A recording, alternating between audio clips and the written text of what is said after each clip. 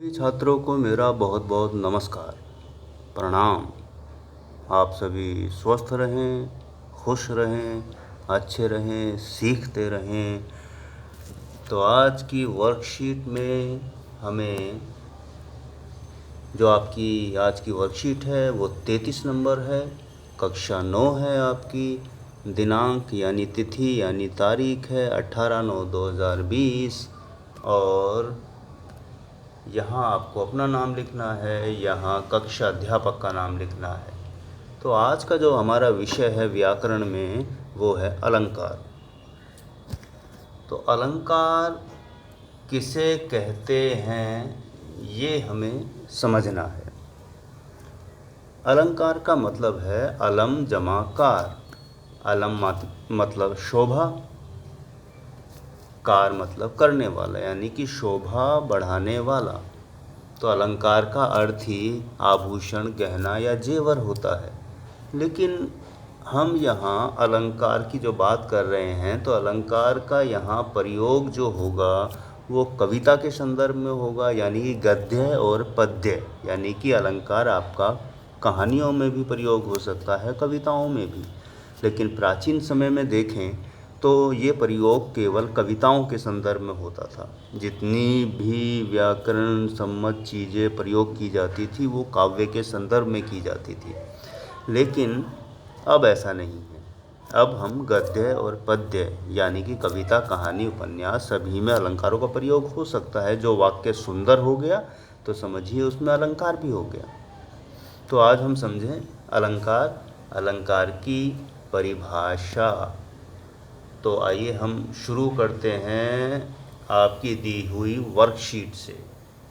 मनुष्य एक सौंदर्य प्रिय प्राणी है, अर्थात अधिकांश मनुष्य को सुंदरता आकर्षित करती है।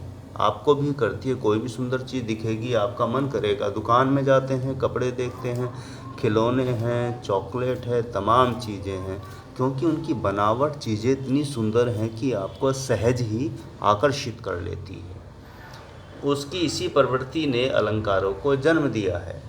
अपनी उम्र, क्षमता, आयु, लिंग के अनुसार सभी किसी न किसी विचार, व्यक्ति, वस्तु, रचना की सुंदरता के कारण प्रभावित होते हैं जो कि उन्हें अच्छा लगता है। किसी भी व्यक्ति, वस्तु को सुंदरता दो कारणों से होती है। एक बाहरी रूप व सजावट तथा दूसरा आंतरिक जो कि गुणों पर आधारित है। इसी तरह कोई रचना भी अपनी बाहरी रूप के कारण सुंदर होती है तो कोई अपने अर्थ या गुण के कारण। कवि या कलाकार सामान्य मनुष्य की अपेक्षा थोड़ा अधिक बुद्धिमान, कुशल होता है। वह ऐसी रचनाएं करना चाहता है जो सौंदर्य के कारण लोगों को आकर्षित करे और उसे पढ़े। किसी रचना को सुंदर बनाने और सजावट करने का तरीका या साधन ही वास्तव में अलंकार कहलाता है। अलम मतलब शोभा, कार मतलब करने वाला से अलंकार शब्द बना है। अलम जमा कार यानी कि किसी वाक्य की शोभा बढ़ाने वाले जो शब्द हैं वो अलंकार कहलाते हैं। अलंकार का अर्थ ही है आभूषण, गहना या जेवर। जिस प्रकार कोई स्त्री कितनी भी सुंदर हो लेकिन गहना उसके शरीर की सुंदरता को और बढ़ा देता है, उसी प्रकार अलंकार ऐसा साधन या तरीका है जो कविता की बनावट, शब्द, भाव, अर्थ की सुंदरता को बढ़ा देता है। जिस प्रकार सोने, चांदी आदि के आभूषणों से शरीर की शोभा बढ़ती है, उसी प्रकार अलंकारों से काव्य की। तो हमने ये वर्कशीट में पढ़ा और जाना कि अलंकार वास्तव में है क्या।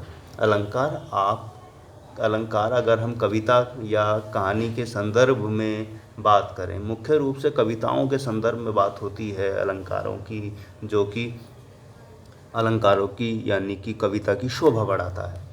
यानी कि एक शब्द है, मैं जैसे एक वाक्य बोलूँगा एक गाने का कि ऐसी उलझी नज़र उनसे हटती नहीं, दांत से रेशमी डोर कटती नहीं। अगर हम देखें यहाँ पे कि ऐसी उलझी नज़र की जगह हम अगर दृष्टि कर दें कि ऐसी उलझी दृष्टि के हटती नहीं, मतलब दृष्टि, आपको मज़ा ही नहीं आएगा बिल्कुल भी कि दृष्टि क्या मतलब क्या क्या क्या है दृष्टि। तो नज़र जो है एक लय है, एक रिदम है, उस वाक्य के साथ एकदम मैचिंग हो रही है, लय मिल रही है और आपको सुनने और गाने में सुंदर लग रही है। इसी चीज़ को कहते हैं अलंकार। यानी कि आपके शब्द बदलते ही वाक्य भी, यानी वाक्य का जो रस है वो बढ़ भी जाता है और घट भी जाता है। तो अलंकार जैसे कपड़े पहनने, आभूषण पहनने से आपके शरीर की शोभा बढ़ती है, ठीक कविता में अच्छे शब्दों के प्रयोग से वाक्य की शोभा बढ़ जाती है, वाक्य और भी सुंदर बन जाता है, जिसको पढ़ने पर आप सहज आकर्षित हो जाते हैं। इसी तरह से जैसे कितने सारे गाने आप गुनगुनाते हैं लगातार, क्योंकि तुम्हें अच्छा लगता है, आपको अच्छा लगता है। तो अब हम आगे बात करते हैं कि कुछ आचार्यों की जिन्होंने ग्रंथ भी लिखे हैं अलंकार को लेके। तो आइए हम उसको पढ़ लेते हैं। कविता रचना के लिए अलंकार को भामह, केशव आदि विद्वानों ने महत्वपूर्ण माना है। यानी कि बहुत सारे आचार्य हुए हैं जिन्होंने अलंकारों के बारे में कहा है, तो उसमें मुख्य रूप से भामह, केशव दो नाम दिए गए हैं, और भी लोग हैं। उसके अनुसार अलंकार कवि को सामान्य व्यक्ति से अलग करता है। जो रचनाकार होगा वह जाने या अनजाने में अलंकारों का प्रयोग करेगा ही। इनका प्रयोग केवल कविता तक सीमित नहीं है, वरन इसका गद्य में भी देखा जा सकता है। जैसा कि मैंने कहा कि भाई मुख्य रूप से कविताओं में ही अलंकारों का प्रयोग होता है, लेकिन जाने अनजाने गद्य यानी कहानी, उपन्यास आदि में भी आपको ऐसे तमाम बहुत सारे वाक्य देखने को मिल जाते हैं जो पढ़ते ही आपको आकर्षित कर लेते हैं, यानी सुंदर लगते हैं। तो अलंकारों का प्रयोग किसी एक जगह सीमित नहीं है। तो हम आगे जानते हैं अलंकार और उसके भेद, कि अलंकारों के कितने भेद हैं वो हमें अब पढ़ना है। अलंकारों के 3 भेद हैं। तो 3 भेद में पहला भेद आपका शब्दालंकार है, दूसरा अर्थालंकार है, तीसरा उभयालंकार है। तो यानी कि पहला हम अगर शब्दालंकार जानें, शब्दालंकार का मतलब है जिस वाक्य में शब्द के द्वारा चमत्कार होता है, यानी कि जिस वाक्य में शब्द का महत्व होता है वो हमारा शब्दालंकार होता है।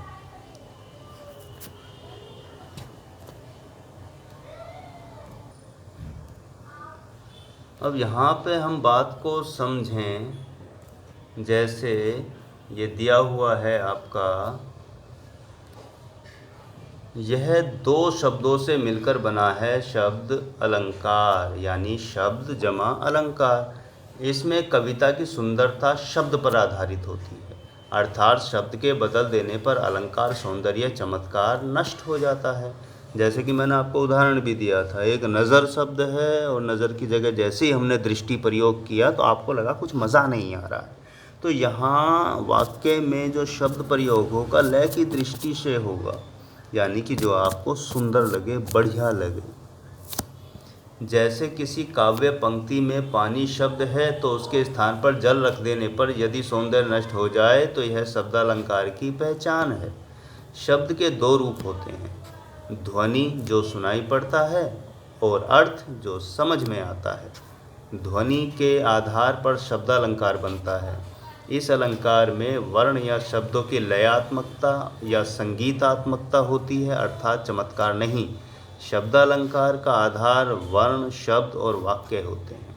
जैसे कि मैंने कहा कि शब्दालंकार यानी कि शब्द का महत्व होता है वाक्य में, और इसमें 2 रूप बताए गए हैं, एक ध्वनि यानी साउंड, आवाज़ जो सुनाई पड़ता है, और दूसरा होता है अर्थ जो समझ में आता है। तो ध्वनि यानी आवाज़, साउंड के आधार पर शब्दालंकार बनता है। इस अलंकार में वर्ण या शब्दों की लयात्मकता यानी संगीतात्मकता, यानी जैसे गाना जो आपका चलता है ठीक उसी तरीके से शब्दालंकार की पहचान होती है। जैसे उदाहरण भी दिया था कि भाई पानी शब्द अगर फिट हो रहा है और आपको अच्छा लग रहा है और वाक्य भी सुंदर बन रहा है, लेकिन अगर उसके स्थान पर हम जल रख देंगे तो वाक्य खराब हो जाएगा। खराब का मतलब उसका आपको मज़ा नहीं आएगा, अर्थ अजीब सा लगेगा कि भाई नहीं, अच्छा नहीं लग रहा है। तो इसी तरह से हमने शब्दालंकार को जाना, समझा, पहचाना। अब हम शब्दालंकार के मुख्य भेद पढ़ते हैं। पहला हमारा मुख्य भेद है शब्दालंकार का अनुप्रास। आप देखिए, अनुप्रास, अनुप्रास दो शब्दों से मिलकर बना है, अनु तथा प्रास, शब्दों के योग से बना है। अनु का अर्थ होता है बाद में, छोटा भी कहा जाता है कई बार, और प्रास का अर्थ होता है निकट, रखना। अर्थात किसी जहाँ वर्णों की पुनरावृत्ति, जहाँ वर्णों की, वर्णों मतलब व्यंजन आप कह सकते हैं, अक्षर कह सकते हैं, जहाँ वर्णों की पुनरावृत्ति यानी रिपीट होना से चमत्कार उत्पन्न होता है, वही अनुप्रास अलंकार होता है। अब उसकी पहचान के लिए हम आपको ले चलते हैं, एक उदाहरण के साथ अनुप्रास अलंकार समझते हैं।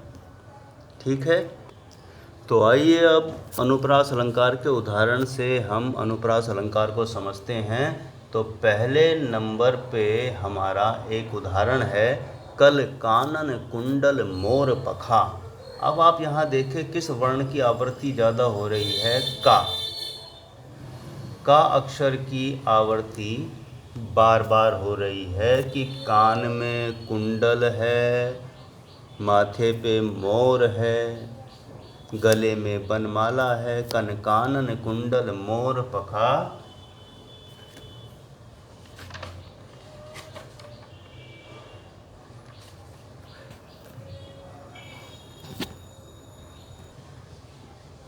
तो यहाँ पे बच्चों का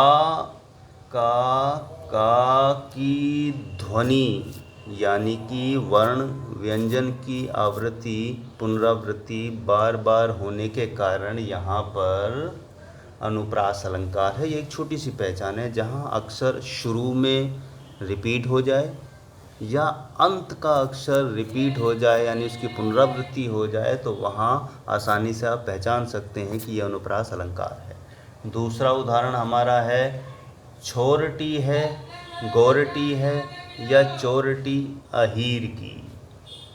अब यहाँ अहीर से मतलब एक जाति है जो कृष्ण भगवान की थी, यानी यादव आप कह सकते हैं, और छोरटी मतलब हो गया छोरी, गोरटी मतलब गोरी लड़की, और चोरटी हो गया चोरी करने वाली। तो यहाँ पे छोरटी, गोरटी और चोरटी तीनों के अर्थ अलग हो गए हैं, लेकिन हमें यहाँ अनुप्रास अलंकार समझना है। तो यहाँ टा, छोरटी ट, गोरटी ट, चोरटी ट, तो इसमें टा वर्ण की आवृत्ति बार बार हुई है, इसी कारण यह अनुप्रास अलंकार है।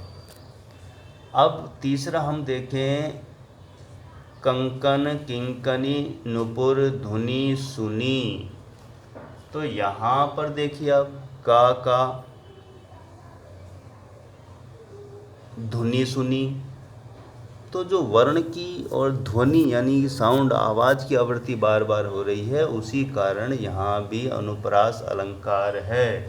कंकण होता है कंकर, कंकन यानी कंकण, और किंकिनी होता है करधनी, नुपुर धुनी सुनी यानी करधनी जो कमर में बांधने वाली स्त्रियों के होती है, जो कमर में वो बांधती हैं तगड़ी टाइप से, आपने देखी होगी, और नुपुर हमारी पाजेब हो गई।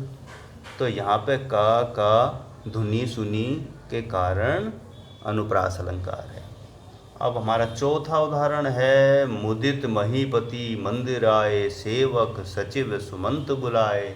अब आप देखें पहली पंक्ति में महीपति, मुदित महीपति मंदिर, म। फिर तीसरी अगली लाइन में है सेवक सचिव सुमंत बुलाए, कि मुदित माने खुश होकर, महीपति राजा महल में आए, सेवक सचिव सभी मंत्री सेवक सभी को उन्होंने बुलाया। तो माँ की आवृत्ति और आगे वाली लाइन में स की आवृत्ति के कारण ये अनुप्रास अलंकार है। अब अगला उदाहरण हमारा है, संसार की समर स्थली में धीरता धारण करो।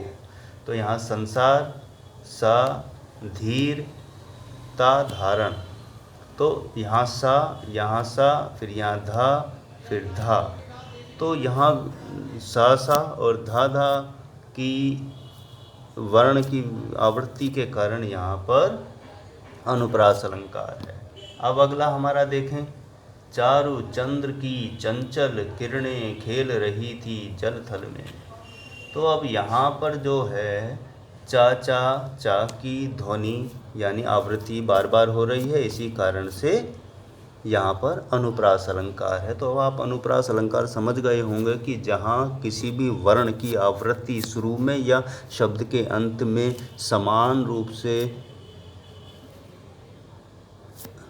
पुनः रिपीट होती है, फिर से आती है, तो वहाँ हम अनुप्रास अलंकार मानते हैं। और ये सबसे आसान तरीका है। किसी अक्षर या वर्ण की आवृत्ति अगर बार बार किसी वाक्य में आपको दिखाई देती है, पढ़ने में आती है, तो वहाँ पर अनुप्रास अलंकार होता है। तो अब आपको अनुप्रास अलंकार समझ आ गया होगा। तो चलिए हम अगले इसके भेद पर चलते हैं, जो कि है यमक अलंकार।